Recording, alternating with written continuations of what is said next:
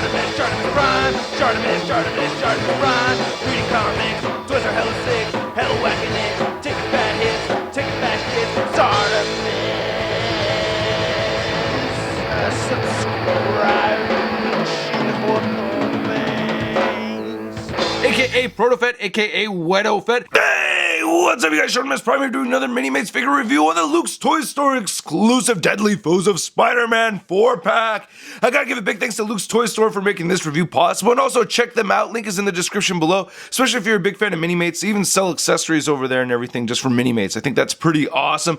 But anyway, the packaging over here is pretty standard for Minimates. We do get the Luke's Toy Store exclusive logo right there in the corner, and the set includes Tendril Attack Carnage, Arm Attack Dr. Octopus, Transforming Lizard, and Shapeshifter Sandman. Now on the side you can see the 4 characters right there, and then there's the 4 characters. We also get a little bio back here. If you want to read that, go ahead and pause it now. The 4 characters again. All right, let's get to it. So here's all 4 figures out of the packaging, and I think this 4-pack is amazing. This is an incredible set. They have a lot of interchangeable parts, and because this is a Luke's Toy Store exclusive, all I have to do is snap my fingers and the parts just switch by themselves, which I'll demonstrate in a second. So yeah, let's first start out with Doc Ock over here. Now this Doc Ock figure has the least amount of accessories. It comes with 6 interchangeable mechanical arms. These 4 are all identical. They're pretty much the same mechanical arm over here. See how they have the little grabby hands right there and right there. Then looking at the head sculpt, or the paint on the head sculpt anyway, because the sculpts are pretty much the same. On the faces, I like how they did that with the paint apps of the deco, and then he has his Mo haircut right here with some nice brown. I think that looks alright, and then you can see how they attach to the very back over there.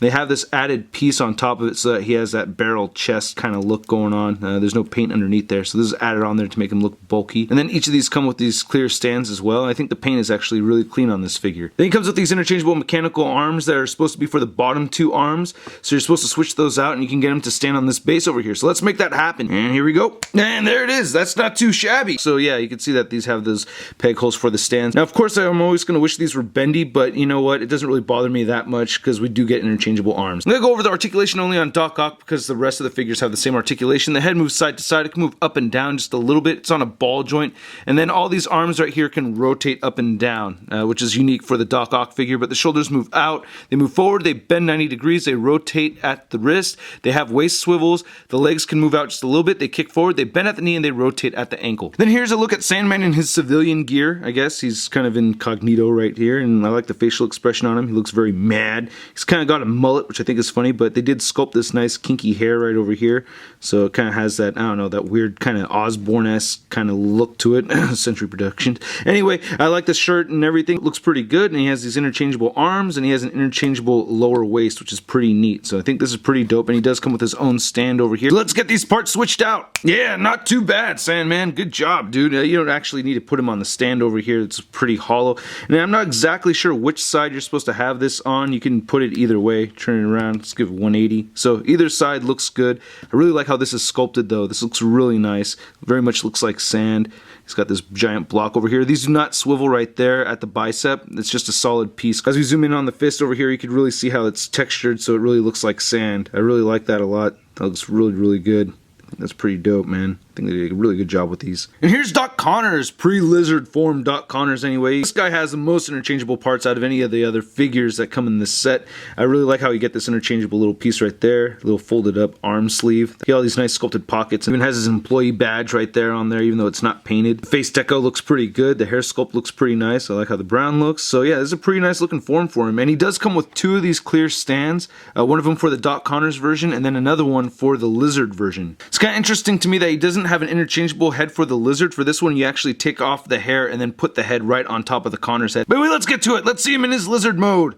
Yeah, that's pretty awesome. I'm digging that one. That's pretty cool. I think the color green is a little on the bright side, but other than that, I think this is pretty cool. You have to switch out the feet on this guy. He has an interchangeable hand for the flesh-colored hand on his left arm, so I think that's pretty nice. The trench coat swaps out too, and it has the tail attached to it over here. I like how it's tattered right there at the bottom of the coat too, as opposed to the regular version. It does not have the tatteredness to it, and I really like the detail in the sculpt on these. I really like how you could tell it's supposed to look like a lizard. It looks like all these scales are sculpted in there. I think that's pretty nice. The tail looks pretty good. This head sculpt is pretty freaky looking. He's got his tongue sticking out over there. Nice paint for his teeth. Lizard. I'm a bad lizard. And looking at his hands, looks pretty nice too. It's got those lizard claws. They put the thumbs in the middle of them so you don't really have to worry about having the right hand on the right side or the left hand on the correct side. Look at those lizard toes. It's not too bad.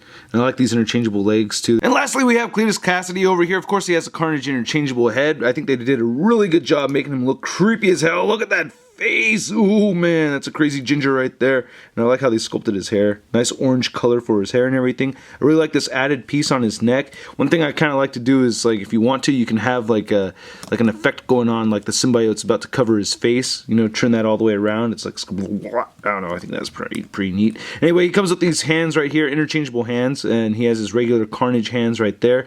As you can see, as you take them off, you know, these little tendril pieces are attached to him. I think that's pretty cool. Each hand is identical. I really like the deco for this though. This black paint coming over the red just looks too cool. I really like it a lot, and it's very thorough too. They don't skimp out on it, like even in the inside of his legs right there. Aside from these two claw hands right over here, he comes with this axe hand, which is pretty neat. This is my favorite accessory that comes with the figure. Then he comes with these Shriek Pleasure hands right here, which is kind of, you know, I think these are meant to be super sharp or something like that in the comics, but I guess, you know, for the toy or the action figure, they kind of made him a little rounded up at the end. So yeah, you know, Shriek likes these ones. All right, let's see these parts swapped out. And there's Carnage for you. That is sick. That looks so awesome. Even the top of his head has a symbiote goop running in there. I think the paint on that Carnage face is just awesome. I really like it a lot. Get a little bit of a splotch right there, but it's very, very tiny. Get a 360 with him right here with these extra pieces on there. I just think that is a very, very cool Carnage figure. So these are Minimates. They are quite small. They can get as high as Doc Ock over here with just over 3 inches, but for the most part, I want to say Lizard and Carnage over there stand at about 2.5 inches tall. Here's Amazing Spider-Man 1-2 pack. Thank you, Fancy Pants Jr. Compared to the Deadly Foes of Spider-Man 4-pack over here, you can see the movie Lizard and comic Lizard are just at the same exact height over here. And now I'm feeling the need to get a comic version of a Spider-Man Minimate. And here's the 4-pack compared to the Marvel Legends Big Time Letdown Spider-Man. Again, I really like this 4-pack a lot. If you're a Spider-Man fan and you're collecting Minimates, I'd consider it a must-get. So yeah, check out Luke's Toy Store. Link is in the description below, and I hope you guys liked my video. If you did, please hit the like button. Don't forget to leave a comment, subscribe, and check out MarvelousNews.com for the latest in Marvel-related news and a photo gallery of images. I'll catch you guys later. Peace. Gave